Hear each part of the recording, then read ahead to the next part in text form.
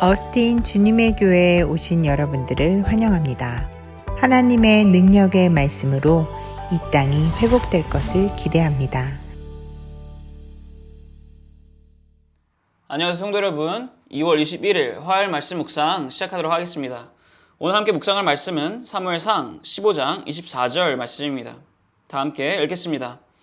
사울이 사무엘에게 이르되 내가 범죄하였나이다. 내가 여호와의 명령과 당신의 말씀을 어긴 것은 내가 백성을 두려워하여 그들의 말을 청종하였음이니이다. 아멘. 어린아이들과 함께 있다 보면 가끔씩 깜짝깜짝 이렇게 놀랄 때가 있습니다. 아이들의 행동이 너무나도 위험해서 이렇게 깜짝깜짝 놀랄 때가 있습니다. 예를 들어 아이들과 같이 가위나 이런 날카로운 그런 물건을 가지고 크래프트를 할 때면 아이들이 그 가위나 이 날카로운 물건을 너무나도 위험하게 이렇게 휘두르거나 혹은 아무렇게나 던져놓는 모습을 보면 깜짝깜짝 놀라게 됩니다. 그럴 때면 굉장히 마음을 졸이게 됩니다. 저러다가 다치는 거 아니야? 저러다 다칠 수도 있는데 좀 조심 좀 했으면 좋겠다라는 이런 생각이 들게 됩니다. 분명히 조심히 다루어야 하는 그런 물건이나 조심해야 하는 그러한 상황임에도 불구하고 조심하지 않는 그런 아이들을 많이 보게 됩니다. 왜 그럴까요? 아이들은 모르기 때문입니다. 그 물건에 대해서, 그 상황에 대해서 충분히 모르고 있기 때문입니다. 예를 들어 이런 것입니다. 가위는 분명 무언가를 자르는데 유용합니다. 하지만 그와 함께 굉장히 위험하기도 합니다. 우리는 이 가위에 대해서 이 경험적으로, 지식적으로 충분히 알고 있어서 가위는 유용하지만 그와 함께 위험한 물건인 것을 알고 있지만 아이들은 그렇지 않다라는 것입니다.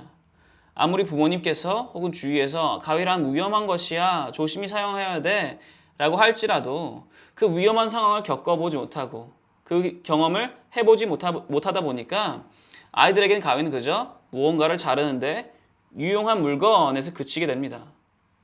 위험한 물건인지 모른다라는 것입니다. 그렇다 보니 조심하지 않게 됩니다. 대상에 대해 충분히 알고 있지 않아서 그 대상을 올바르게 대하지 못하는 이러한 모습을 지금 오늘 본문의 이 사울 왕이 보여주고 있습니다. 오늘 본문의 사울 왕은요, 현재 혼이 나고 있는 상황입니다. 왜 혼이 나고 있느냐? 하나님께서 사무엘을 통해서 사울에게 이렇게 말씀하셨습니다. 가서 아말렉을 쳐라. 근데 그냥 치고 빠지는 것이 아니라 아말렉과 관련된 그 모든 것을 진멸시켜라 라고 말씀하십니다. 근데 그러한 하나님의 말씀에 사울이 어떻게 반응합니까? 아말렉을 치긴 치되 아말렉과 싸우긴 싸우되 아말렉과 관련된 좋은 것들은 놔두게 됩니다. 좋은 소, 좋은 양, 하물며 아말렉이 이 왕까지 그저 살려둡니다. 그러면서 사울 왕은 이렇게 말합니다. 하나님께 바치기 위해서, 하나님께 드리기 위해서 이것들을 다 놔두었다라고, 살려두었다라고 이렇게 변명을 합니다. 이러한 변명을 듣자 사무엘이 사울에게 어떻게 말합니까? 순종이 제사보다 낫다라고 이야기합니다. 하나님께서는 이 형식적인 제사보다 하나님 목소리에 청종하는 것을 더 좋아하신다라고 말하며 이 사울을 책망합니다. 그러자 이 사울이 이 사무엘에게 이렇게 오늘 본문 말씀을 통해 말하는 것입니다. 오늘 본문 24절 그리고 25절을 다 함께 읽어보겠습니다. 읽겠습니다. 사울이 사무엘에게 이르되 내가 범죄하였나이다. 내가 여호와의 명령과 당신의 말씀을 어긴 것은 내가 백성을 두려워하여 그들의 말을 청종하였음이니이다. 청하오니 지금 내 죄를 사하고 나와 함께 돌아가서 나로 하여금 여호와께 경배하게 하소서 하니. 이 구절을 처음 읽으면요, 사울이 드디어 죄를 뉘우치는구나, 회개하는구나처럼 보입니다. 하지만 정말 사울이 여기서 회개를 하는 것일까요? 한번 오늘 본문 이후 구절인 30절을 또한 읽어보겠습니다. 읽겠습니다. 사울이 이르되 내가 범죄하였을지라도 이제 청하옵나니 내 백성의 장로들 앞과 이스라엘 앞에서 나를 높이사 나와 함께 돌아가서 내가 당신의 하나님 여호와께 경배하게 하소서 하더라. 아멘. 여기까지 읽어보니까 사울의 아까 그 회개의 고백 어떻게 들리십니까? 사울은 지금 회개하는 것이 아닙니다. 사울이 말합니다. 내가 범죄하였습니다. 내가 하나님의 명령과 말씀을 어겼습니다. 그런데 그 이유가 무엇이라고 24절에 이야기합니까? 24절에 쓰여있기를 백성을 두려워하여서. 즉 백성들 때문에 제가 죄를 지었습니다 라고 지금 핑계대고 있는 것입니다. 거기에 더해서 30절에 뭐라고 말합니까? 이제 용서해 주시고 백성들, 장로들, 이스라엘 앞에 나를 좀 높여주세요 라고 지금 요구까지 하고 있습니다. 쉽게 말해서 내 체면 좀 살려주세요 라고 말하는 것입니다.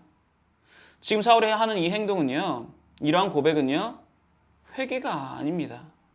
지금 사울은 거래를 하고 있는 것입니다. 사울은 하나님을 상대로 전략적 후퇴를 하고 있는 것입니다.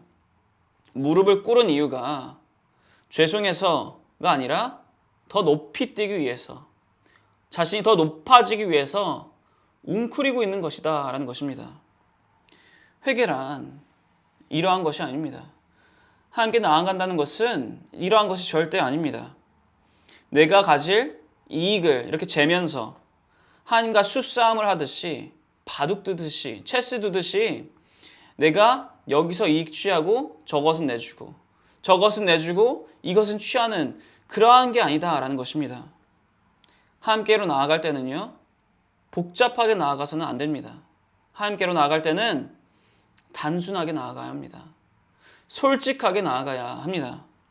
감사한 것은 감사하다, 죄송한 것은 죄송하다. 무릎 꿇을 때는 이 다음 일, 그 다음 일을 생각하는 것이 아니라 그냥 엎어져야 합니다. 웅크리는 것이 아니라. 왜 사울은 하나님 앞에 이렇게 머리를 쓰고 하나님을 올바르게 대하지 못한 것인가? 어린아이들과 같은 것입니다. 지금 사울은 모르기 때문입니다. 하나님께서 어떠하신 분인지 온전히 모르고 있기 때문입니다. 하나님께서 우리를 너무나도 사랑하시지만 그와 함께 공의로우신 분이십니다. 공의란 무엇인가? 하나님께서 세우신 기준에 타협하지 않는다라는 것입니다. 외부에 의해서, 감정에 의해서, 상황에 의해서 기준을 바꾸지 아니하신다라는 것입니다. 사무엘이 사울에게 이렇게 오늘 본문 말씀 가운데 29절에 이렇게 말합니다. 읽겠습니다. 이스라엘의 지존자는 거짓이나 변개함이 없으시니 그는 사람이 아니심으로 결코 변개하지 않으심이니이다 하니. 사울은 하나님을 제대로 알지 못하였습니다. 하나님의 공의를, 변치 않는 그 공의를 제대로 알지 못하였습니다. 그렇게 하나님을 경외하지 못하였습니다. 자신이 고백한 대로 그렇기 때문에, 하나님을 경외하지 못하였기 때문에 하나님보다 사람의 시선을 더 두려워하고 이 사람들, 이 백성들의 말에 더 귀 기울였던 것입니다. 그렇게 죄를 지은 것입니다. 사랑하는 성도 여러분, 하나님을 온전히 아시기 바랍니다. 하나님과 올바른 관계를 통해서 하나님을 온전히 알아가시기 바랍니다. 하나님께서는 사랑의 하나님이시기도 하지만 그와 함께 공의의 하나님이시기도 합니다. 죄의 삭은 사망입니다. 이 기준을 하나님께서는 바꾸시지 않으십니다.